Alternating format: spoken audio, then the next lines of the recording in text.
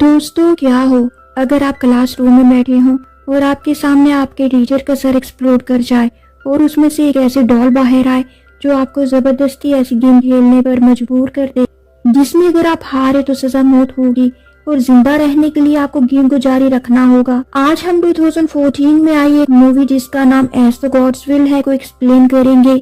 21 years old boy जिसका नाम शांटा का हार्डा है, वो अपनी लाइफ की घर से स्कूल, स्कूल से घर जाने वाली रूटीन से बेहद डिस्टर्ब है।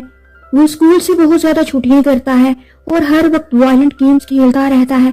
हालांकि उसके पास अच्छे दोस्त भी हैं जिनका नाम अमाया और ऋषिका है, फिर भी वो अपने आप को अकेला महसूस करता है।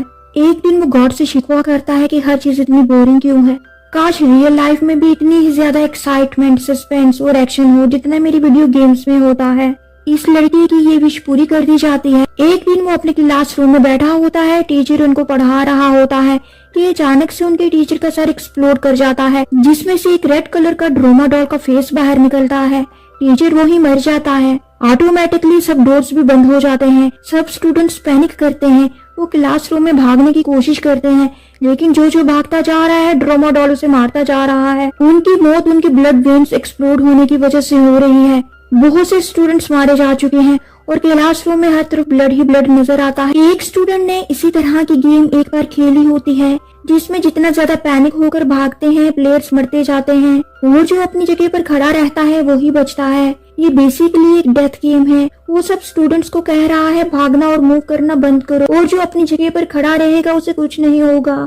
अब सब भागना बंद कर देते हैं। एक स्टूडेंट देखता है उस डॉल के बैक साइड पर एक बटन लगा हुआ है जिसके साथ एक टाइमर भी अटैच्ड है, जिसका मतलब है टाइमर के पूरा होने से पहले अगर उस बटन को प्रेस कर दिया जाएगा तो वो बच सकते हैं। ड्रोमा डॉल का मुंह दूसरी तरफ होता है।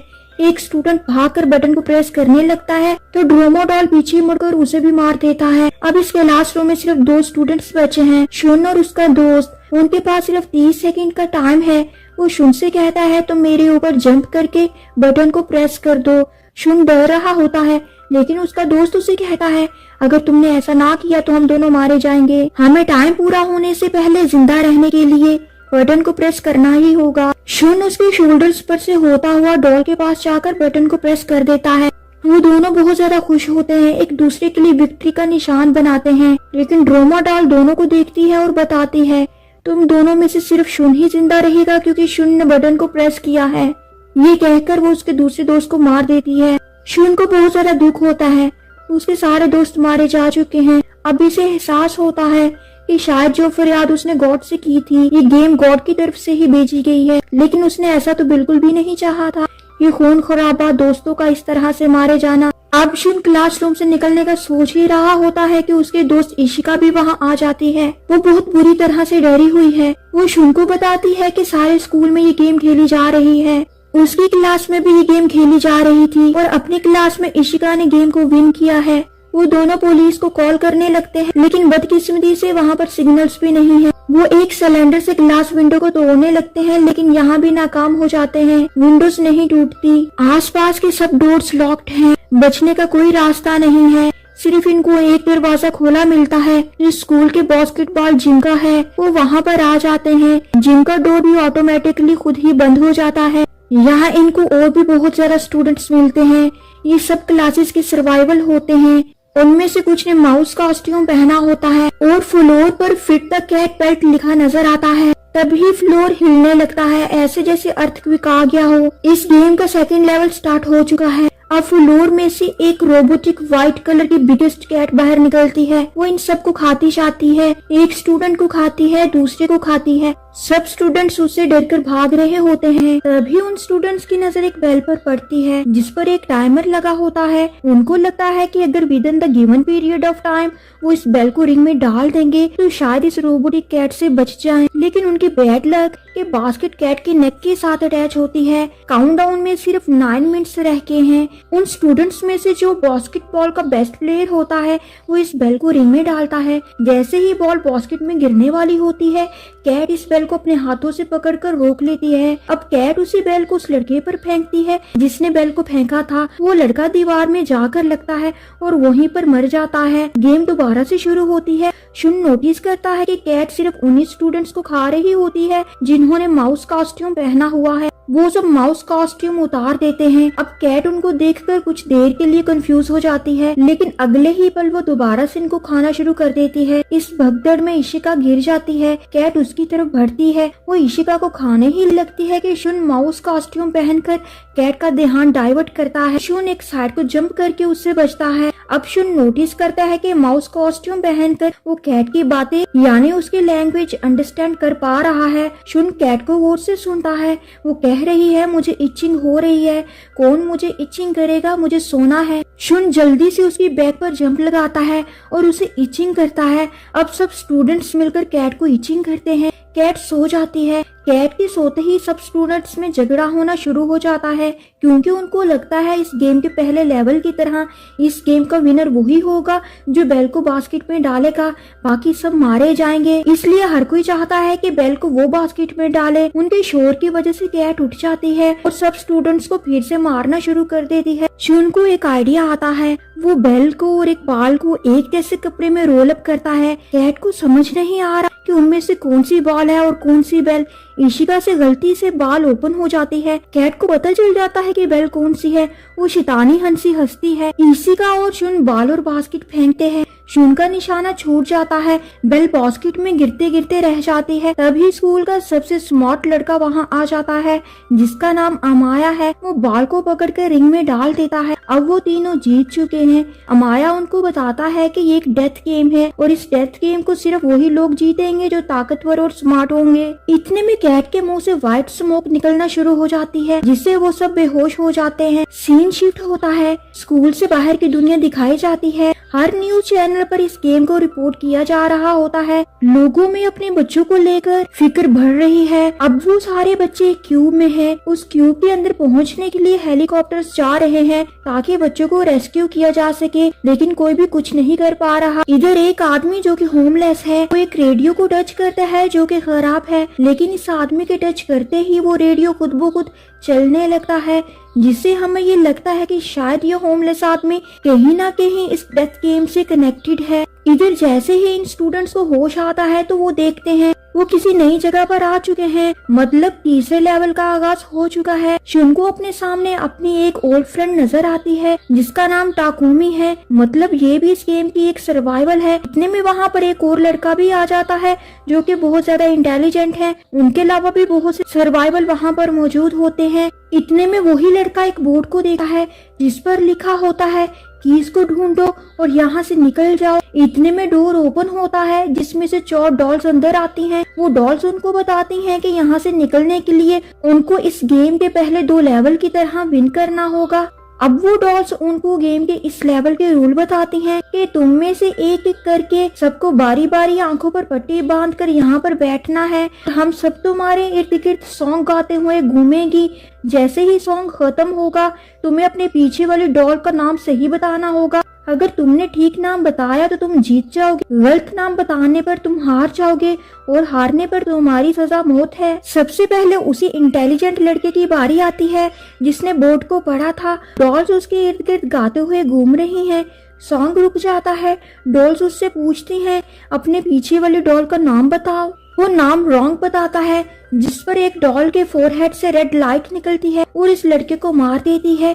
अब अगली बारी एक लड़की की होती है। वो लड़की इतनी ज्यादा डरी हुई होती है कि रोना और चीखना शुरू कर देती है। वो भी सही गेस नहीं कर पाती। एक डॉल उस लड़की का माइंड कंट्रोल करके उससे उसकी दोनों लेग्स को स्प्लिट करवा कर उसकी लेग्स खींचती है, जिससे उस लड़की की बॉडी 2 हिस्सों में कट जाती है। अब तीसरी लड़की को छूना जाता है, लेकिन शुन उसे बचाने के लिए उसकी जगह खुद आंखों पर पट्टी बांधकर बैठ जाता है। डॉल्स उसके इर्द गिर्द घूमना शुरू कर देती हैं। सॉन्ग रुक जाता है, लेकिन शुन कुछ नहीं बोलता। तभी टाइम अप की आवाज आती है। जो डॉल शुन के पीछे होती है वो कहती है अब तुम मरने के लिए तैयार हो जाओ। तभी शुन उस डॉल का नाम बताता है, लेकिन डॉल्स कहती हैं अब कोई फायदा नहीं क्योंकि तुमने टाइम अप होने के बाद नाम बताया है। तभी शुन को एक ट्रिक सूझता है। वो अपना मोबाइल उनको दिखाकर कहता है ये टाइम अप की आवाज मेरे फोन में से आई थी, जिसको मैंने तब रिकॉर्ड किया था जब मेरे फ्रेंड्स की बारी थी। डॉल्स को गुस्सा आता है और वो गुस्से से फट जाती है, जिसमें से एक की बाहर गिरती है। इस की को लेकर वो बाहर आ जाते हैं। इतने में एक लड़का तेजी से भागता हुआ उनकी तरफ आ रहा है, जिसके पीछे एक डॉल लगी हुई होती है। वो लड़का कहता है सब एक दूसरे का हाथ पकड़ लो, क्योंकि ऐसा करने से वो डॉल कुछ नहीं कर पाएगी। वो सब एक दूसरे को पकड़कर डॉल से अपनी जान बचा लेते हैं। ये डॉल जाते जाते कहती है जो एक दूसरे को पकड़ कर रखेगा उनको कुछ नहीं होगा। इशिका शुन को देखकर कहती है मेरा हाथ ना छोड़ना। शुन स्माइल करके कहता है मैं कभी नहीं छोड़ूंगा। यहाँ पर वो सब एक दूसरे रूम में आ जाते हैं जहाँ पर कुछ सर्वाइवल पहले से मौजूद हैं। इनको पता चलता है कि इस लेवल से बाहर जाने के लिए इनको 7 कीज की जरूरत होगी। 7 सर्वाइवल के लिए 7 कीज, लेकिन इनके पास 4 कीज हैं और सर्वाइवल 8 हैं। तभी अमाया एक लड़की को जिसके पास 3 कीज होती हैं उसको मारकर उससे कीज ले लेता है। अब कीज भी 7 है और सर्वाइवल भी 7 कीज लगाने के बाद 7 सर्वाइवल इस लेवल को पास कर लेते हैं। अब इनको कपड़े चेंज करने का बोला जाता है।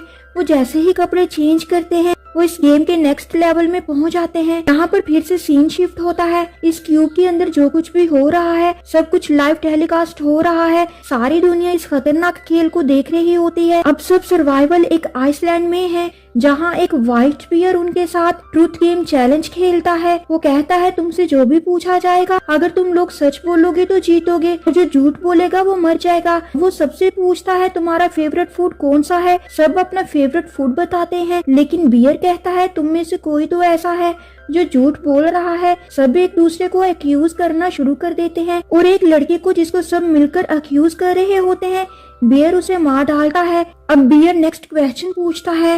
वो कहता है तुम में से कौन शुन को पसंद करता है। इशिका, टाकोमी और अमाया कहते हैं हम शुन को पसंद करते हैं। बाकी के 2 लड़के चुप रहते हैं, जिस पर बियर कहता है तुम में से एक है जो झूठ बोल रहा है और वो हमारा साथी भी है। सब टाकोमी की तरफ इशारा करते हैं क्योंकि वो इनके स्कूल की नहीं थी, जबकि शुन सबको कहता है ये मेरी ओल्ड फ्रेंड है, लेकिन कोई उसकी बात नहीं सुनता। बियर टाकोमी को मार डालता है। टाकोमी का ब्लड बियर को लग जाता है। शुन कहता है अगर ये तुम्हारी साथी थी तो इसमें से ब्लड कहाँ से आया। यहाँ पर अगर कोई झूठ बोल रहा है तो वो तुम हो। शुन की बात सुनकर बियर ब्लैक हो जाता है।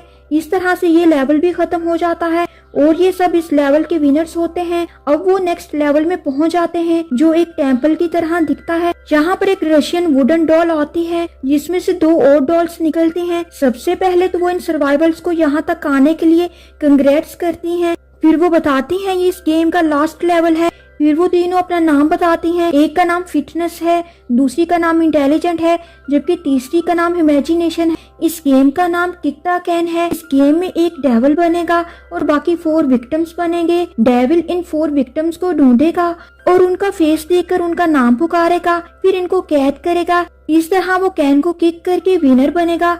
लेकिन अगर इस दौरान किसी विक्टिम ने कैन को किक किया तो वो अपने दोस्तों को तो बचा लेगा, लेकिन इसकी खुद की मौत हो जाएगी क्योंकि कैन को किक करते ही वो फट जाएगी। अब वो सब डॉल के मुंह से निकलने वाली स्टिक ले लेते हैं। रेड मार्क वाली स्टिक अमाया के हाथ में आती है, इसलिए वो डेविल बनेगा। अमाया सबको ढूंढकर कैद कर लेता है। अब सिर्फ शुन ही रह गया है। शुन उसके सामने आर्मर कॉस्ट्यूम में जाता है। अमाया उसका फेस अनकवर करता है। अब वो कैन को किक मारने के लिए भागता है, लेकिन वो रुक जाता है क्योंकि शुन ने उसे चेन से बांध लिया है।